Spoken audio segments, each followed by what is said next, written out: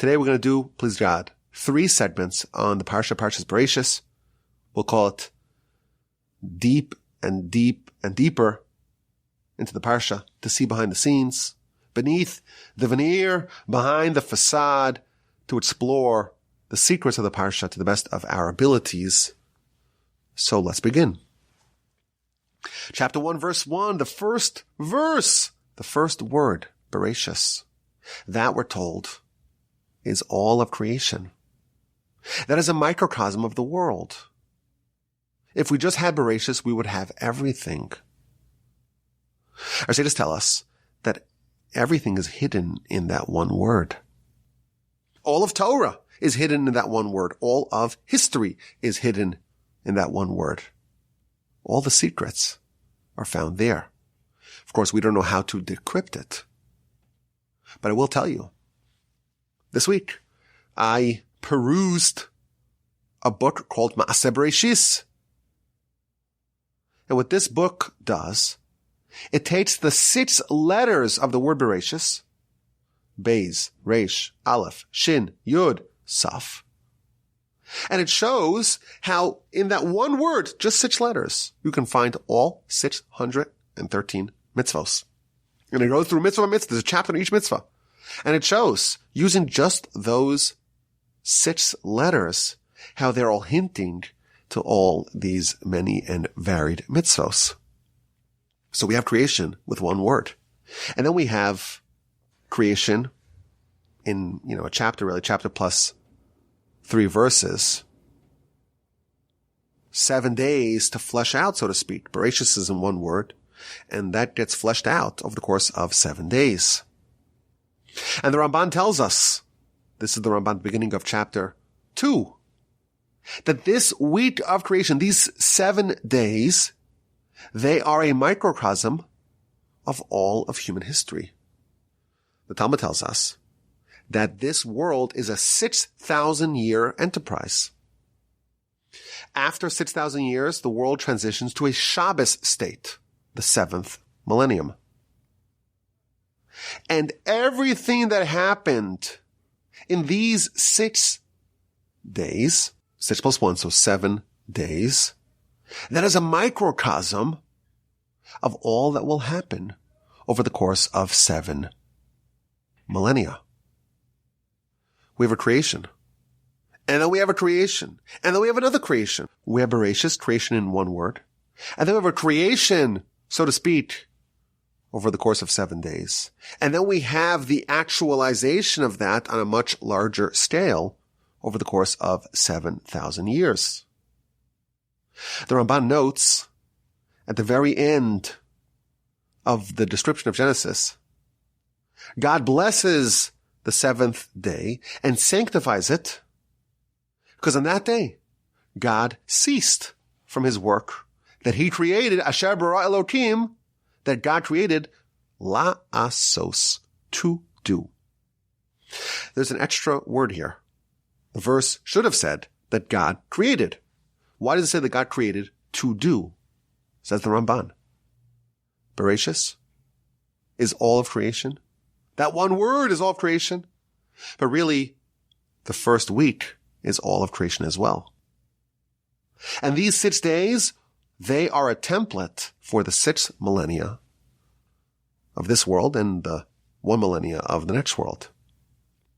And then he goes through the days of creation and shows how they mirror and correspond and foreshadow to the successive millennia of history. The first 2 days of Genesis, the world is completely covered in water. Nothing was complete. And the reason why is because over the course of the first 2 millennia, so if every day corresponds to 1,000 years, as we know, the verse tells us the day of God is 1,000 years. It's actually a verse in Psalms. So 2 days corresponds to 2 millennia. And for 2 millennia, Abraham wasn't around. And the world was devastated. The world was, so to speak, covered in water. There was no revelation of land. There was no one who called out in the name of the Almighty. There was desolation. There was emptiness for 2,000 years. And yes, on day 1, there was light because Adam was the light of the world. He knew God. And really there was no idolatry until after he died. The whole world saw the direct handiwork of God, namely Adam. And therefore, so long as Adam was alive, there was no idolatry. That's Sunday. And then Monday, so year 1000 to year 2000, there's the separation. Separation of the upper waters from the lower waters. Noah and his sons were separated from the wicked people who were struck by waters. And then we have the generation of dispersal. Again, further separation. And then Tuesday. Tuesday is the one day that the verse says about it twice. It was good. Tuesday is a very good day.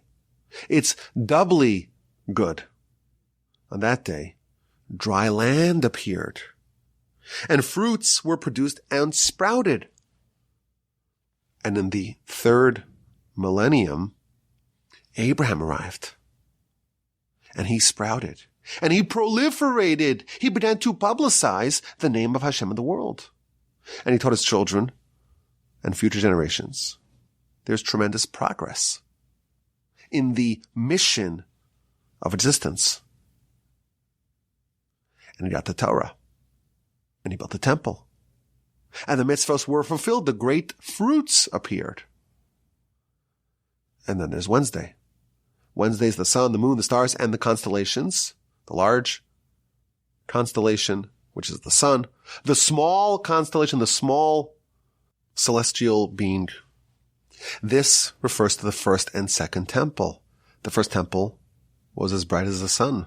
The second, well, that was more like the moon. The temple, of course, is light. It's the presence of God amongst us. And of course, on top of the altar, there was a fire. And that's symbolic of the light of the sun. And the first temple, the fire was as intense as a lion. In the second temple, it was more diminished. It was more like that of a dog.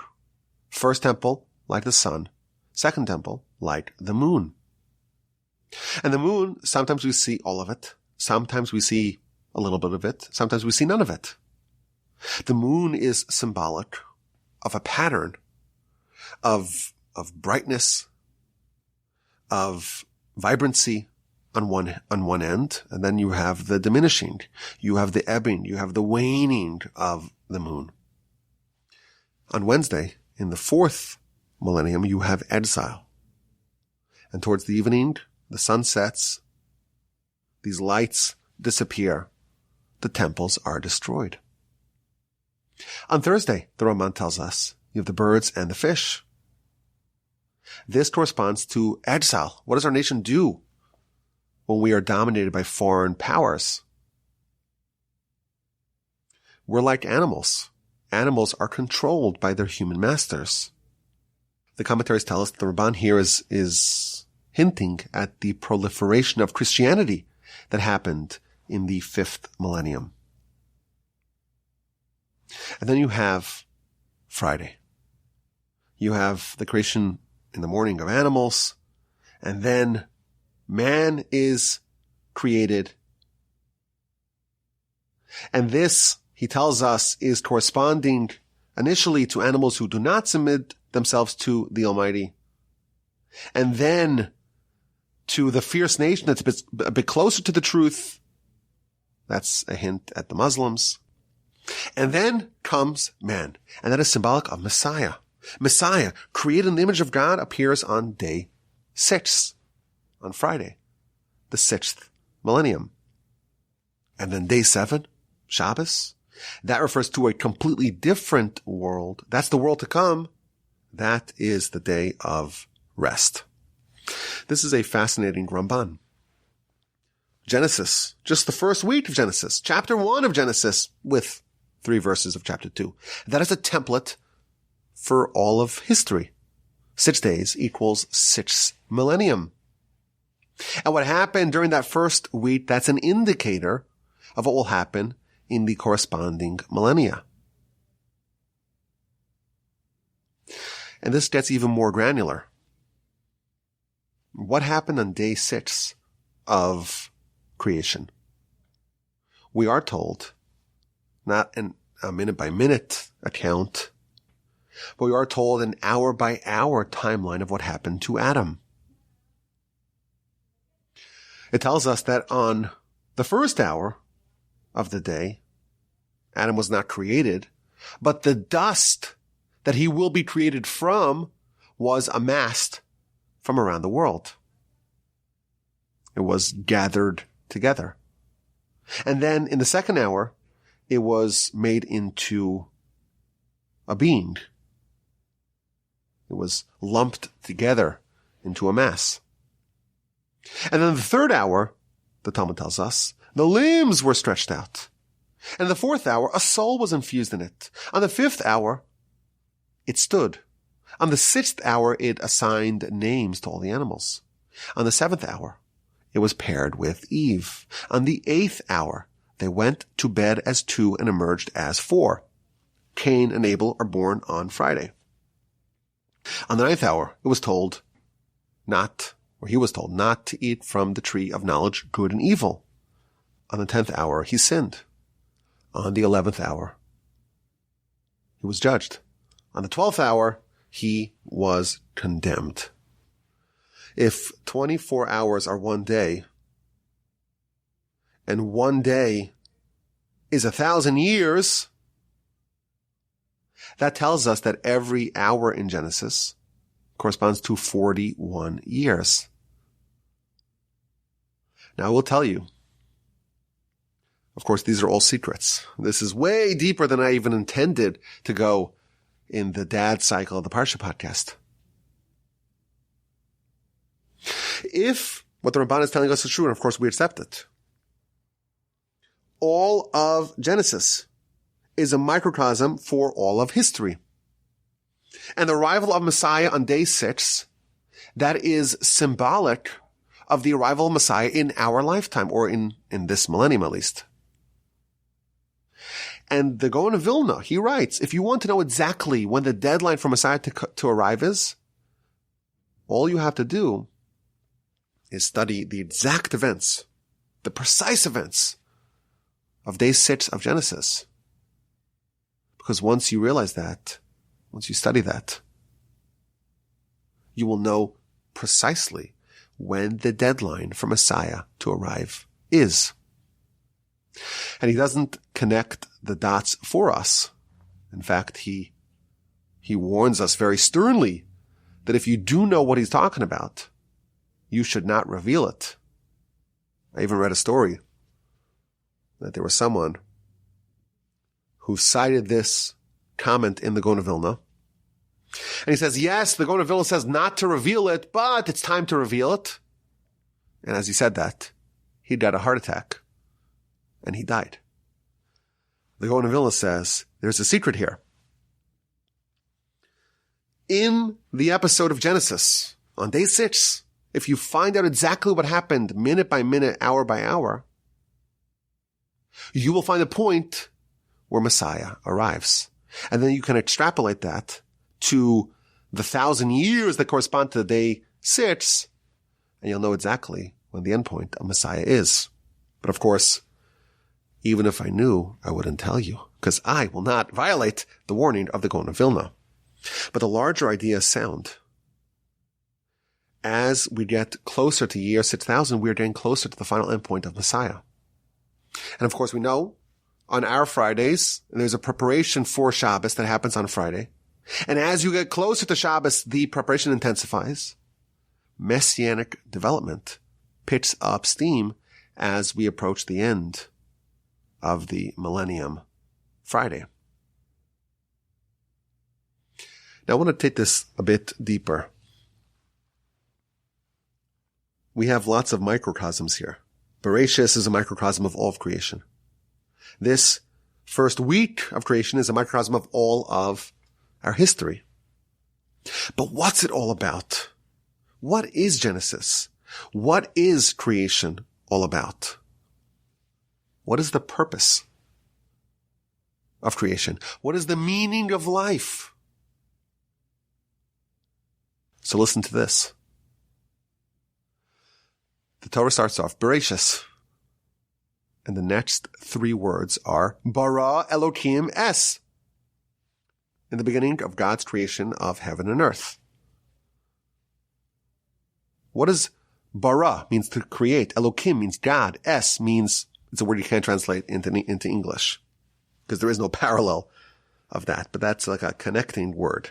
God created the heavens and earth.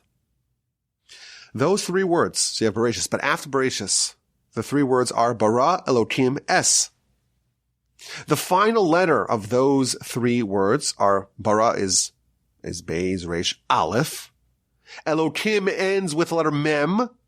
Es ends with the letter of a saf, or a taf. If you spell out those three letters into a word, it's emet, or emes, which means truth. The very beginning of Genesis, we are given the signet of God. How does God, so to speak, sign his name? What's his signet? It's truth. The Talmud tells us. At the very beginning, we have, again, after the word Bereishis, the very first three words, they all end with an aleph, a mem, and a saf, spelling out the word emet. Well, how does the first week end? We read the verse earlier. God ceased to do any work. Tivo shavas mikol malachto. On this day, on Shabbos, God ceased from all of his work. Asher bara Elokim la'asos. So we have three words at the beginning, bara Elokim es, and three words at the end, bara Elokim la'asos. The final three letters of those three words, aleph, mem, saf, aleph, mem, saf, Genesis starts off with the signet of God. And it ends with the signet of God. What is creation all about? It starts off with truth. It ends. The end point is truth. All of creation is about the revelation of God's truth, his signet in the world. And if you think about it, there's a little bit of a wrinkle here. The first three words, the last three words spell out the word truth. Creation, Genesis, is bookended by truth. At the beginning, at the end, in the middle, not so much. Our mission is to restore the truth, the signet of God in this world, when it's all said and done, in a way that matches, that mirrors the way it was at the very beginning. We, or the reason why existence was done, is to see if the people who are the levers of existence, can you contribute towards the restoration of the signet of God the way it was with Bereishis at the very beginning? This is a very powerful idea. It starts off with truth. It ends with truth. That's the end point. And that's the purpose. Can we, us, fragile, frail, fallible humans, can we contribute towards the revelation of God's truth in the world? And there's another point here. We know that there are many names of God in the Torah. In fact, the Ramban, in his introduction to his commentary on the Torah, we actually went through this a few years ago, he tells us that there is a heavenly dimension to Torah when the Torah is existing as black fire atop of white fire. And in that dimension, Torah is just the names of God. But on our dimension of Torah, there are 10 dedicated names of God in the Torah. And the heretics say, well, there are 2 Genesis narratives, one with the name Elokim, and one with the ineffable 4-letter name of God, the Tetragrammaton. And the redactors worked really hard, overtime even, to stitch it all together. We have to dispense with the infantile nonsense of this quote-unquote documentary hypothesis. There are 4 different books, plus the redactor, maybe even more, who knows, and it's all haphazardly stitched together. It's really silly, and we shouldn't even address it in such a forum, so shallow and infantile. And there's, of course, an inherent contradiction On one hand, these heretics are arguing, well, it's so obvious there are different sources, yet it's stitched together so seamlessly. But regardless, here's another cool thing. How do we invoke God's signet in the world? What can we do to bring about this emet, this truth of God in the world? So we have, at the end of the Genesis narrative, we have Shabbos. And what do we read by our Kiddush? What do we say by our Kiddush? We quote this verse, Yom HaShishi. We end off day 6 by Yechulu Hashamayim. That's how we start. And the commentaries note, those 4 words, Yom HaShishi Vayechulu Hashamayim, the first letter of those 4 successive words, spell out the Yud and the Hey and the Vav and the Hey, the full name of God. When someone keeps Shabbos, when someone observes Shabbos, they are invoking the name of God. They are testifying to the truth, to the signet of God in the world. And they are contributing towards the bringing out of the truth, the fulfillment of the mission, of the purpose of creation. The name of God, the name that the heretics are saying, well, it doesn't even exist in chapter 1. It's right there, right in front of you. And it's the full name of God. The Yud, the Hey, the Vav, and the Hey. There is the incomplete name of God, where it's just the Yud and the Hey. And that is featured in the Torah as well. Not by us, but by Amalek. Chapter 17 of the book of Exodus, in that aforementioned first war that our nation waged. The verse says that when Amalek is around, then God is only on the chair of the throne of Yud and a Hey. The Vav and the Hey, the last part of the tetragrammaton. It's a fun word to say. The tetragrammaton, the 4-letter ineffable name of God. The name Havaya, as it is pronounced, or as it is known. That is what Amalek wants to do, to eliminate the revelation of God in the world. We have a modern day Amalek attacking our people. We're in the middle of a war. And at the very beginning, God tells us the purpose of existence, of creation, is truth. And the way you do it, how do you invoke the name of God in the world?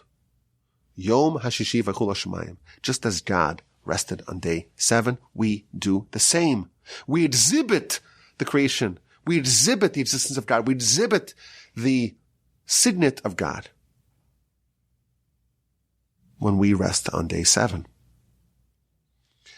There's a beautiful initiative that I saw where people are trying to strengthen and reinforce their observance of Shabbos this week. It's a beautiful initiative. We all should observe Shabbos this week to show God we want to reveal your name in the world. We want to battle Amalek. We want to defeat Amalek. We want to defeat these terrible Nazis that we are waging war against. We want to install God, the full name, on his throne. There's never been a better time for that. Is that deep? I don't know. Does this qualify as deep?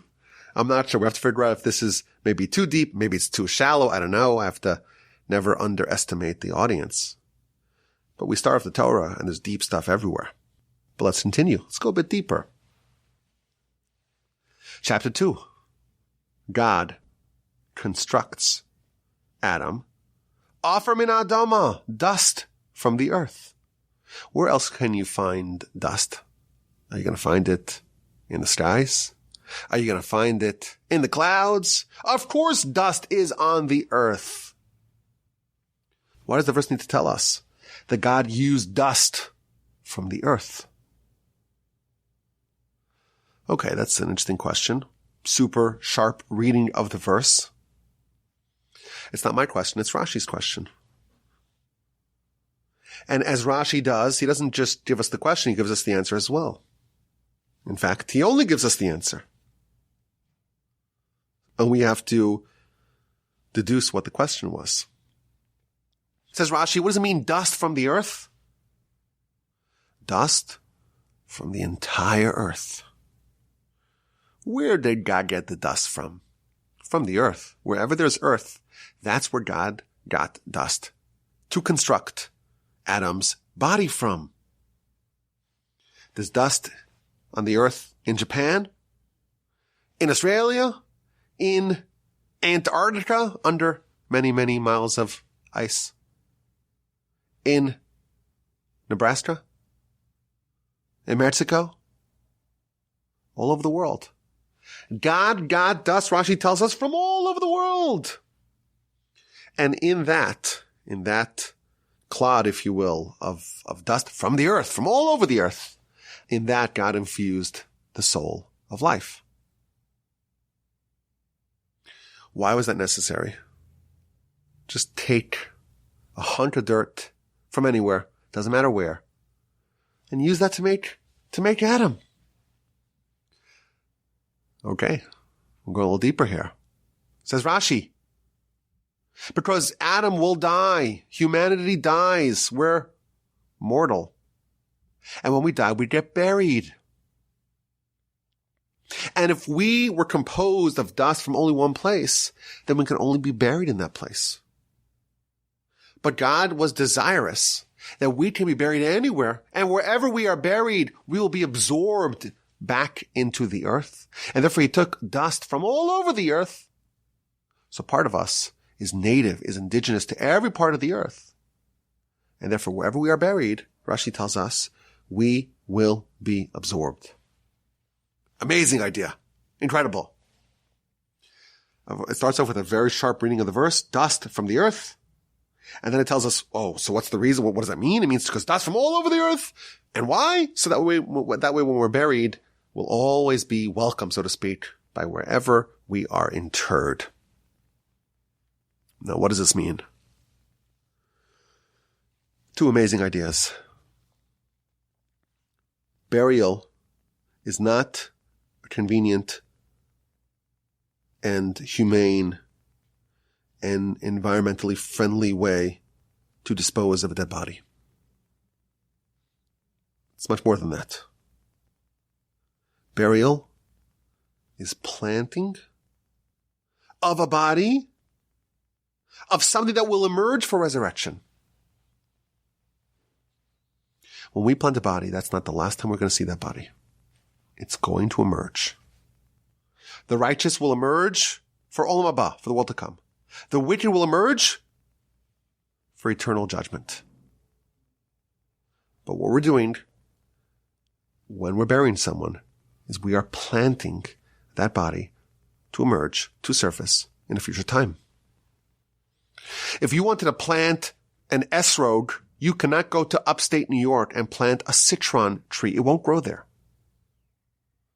You have to find the right soil for every type of thing that grows. Pistachios grow really well, I've been told, in Iran. And almonds do really well in California.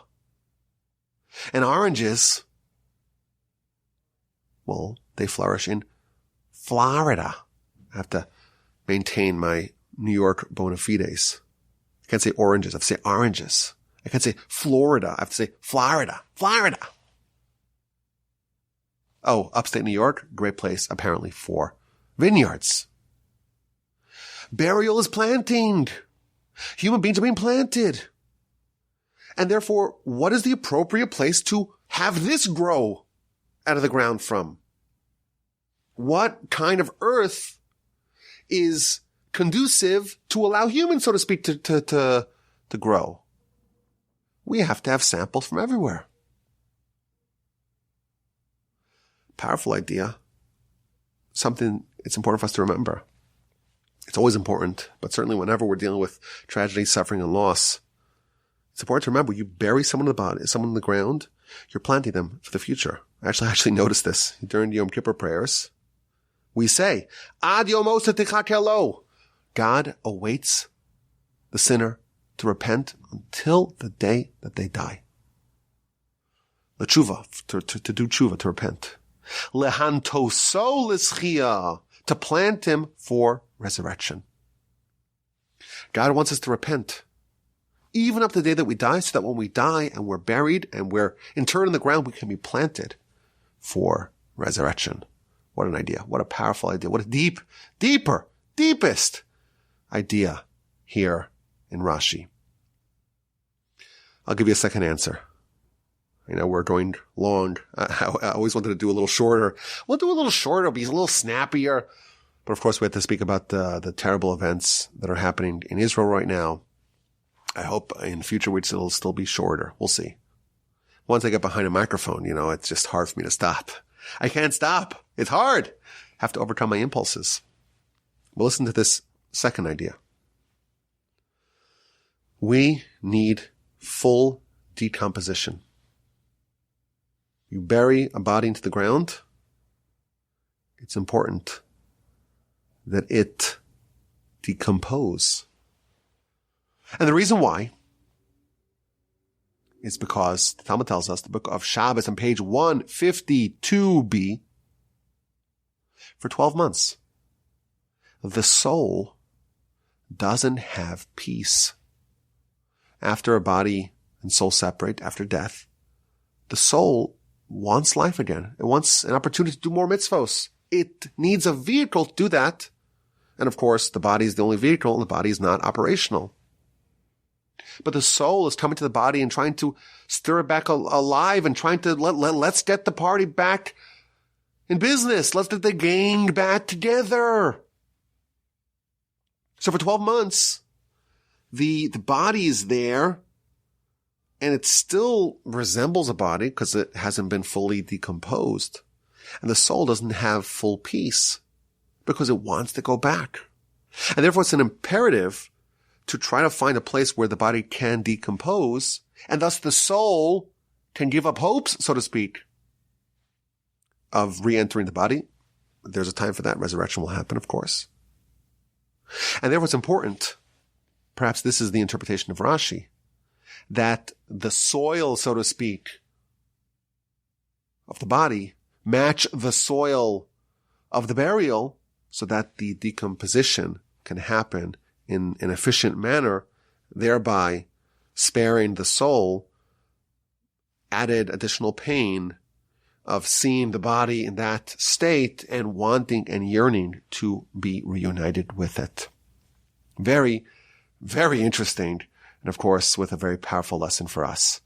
I want to end with a third segment, something that we'll speak about, please God, next week at greater length.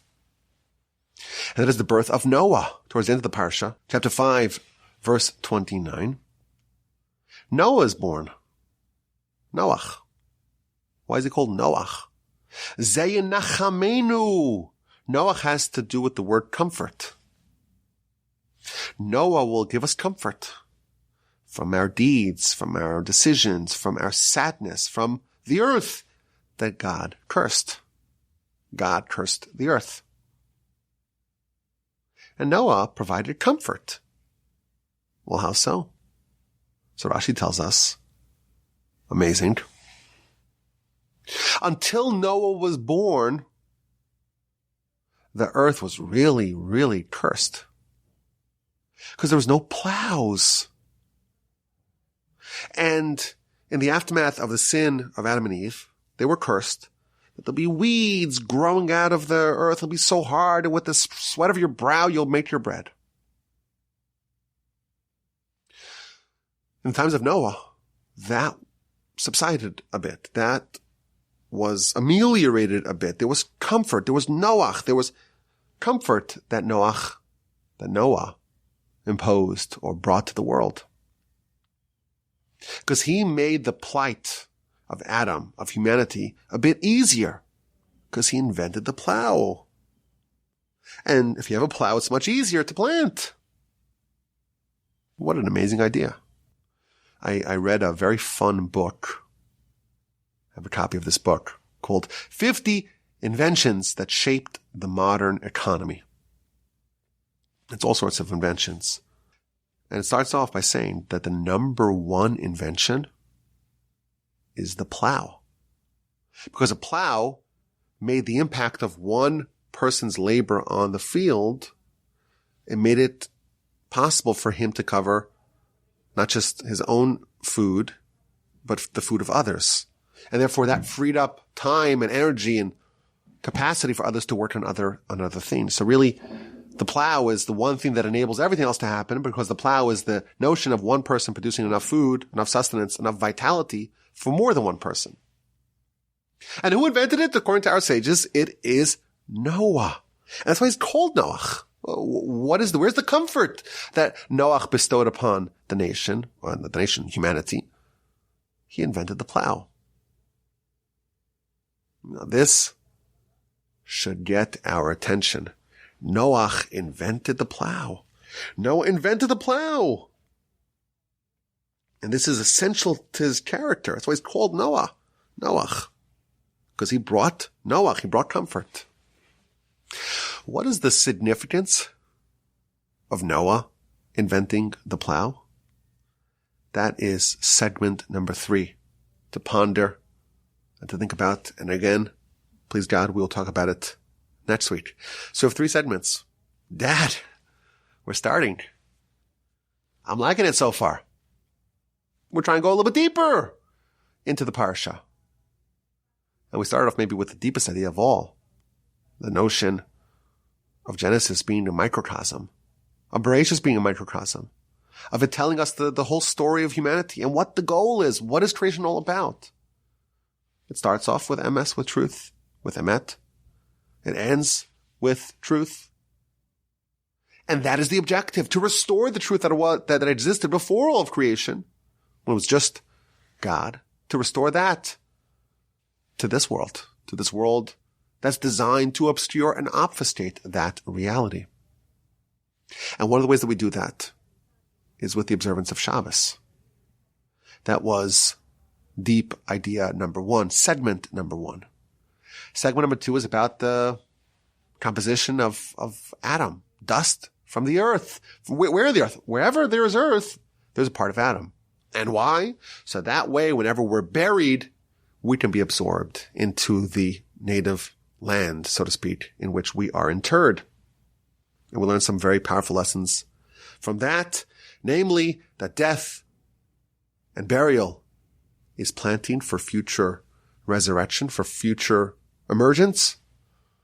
And the other idea, very deep idea, is that it's important to achieve decomposition and thus allow the soul to move on, so to speak, from the body. And we ended with the 3rd segment, Noah, the inventor. He marries into a very inventive family. If you look at Rashi's commentary to the family that Noah married into, it's a very creative family. But Noah invented the plow. And that is critical to his identity. That's why he's called Noach. Because he brought comfort. The significance of that will be pondered, please God, in next week's Parsha podcast. We should have a peaceful Shabbos, an uplifting Shabbos, a quiescent Shabbos. And of course, my email address is rabbiwalby@gmail.com. Send me your questions, your comments, and your feedback.